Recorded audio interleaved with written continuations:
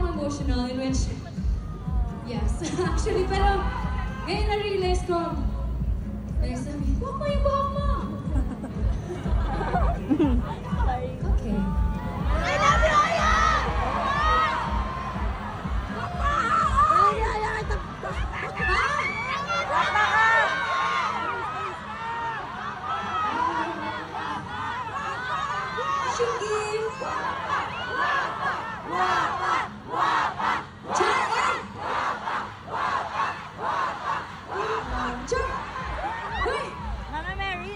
Ipasuriya sa ako ninyo!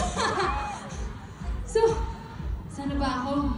Yes, so napansin ko every time after mag-perform ako, lagi akong emotional. And kasi totoo naman talaga, I get so emotional because it really means a lot to me to be able to perform in front of you guys. But this time, parang hindi na ako emotional. Hindi, it's because may na-notice ako, parang this time I feel more empowered and yung sobrang lakas ko dahil sa pagmamahal. And na-realize ko din, especially when I was with the Beanie Girls, na parang kung ano man yung pagdaanan mo or whatever that will come your way, just face it with love and strength. And especially ngayon, relating it to the song that I chose, which is Woman. Ang hirap maging babae. It's hard to be a woman.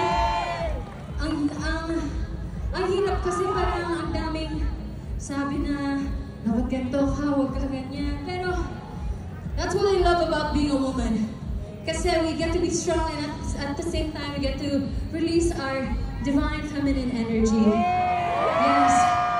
And may isa pang woman after me na ito, she also has a very unique personality aside from all the other girls.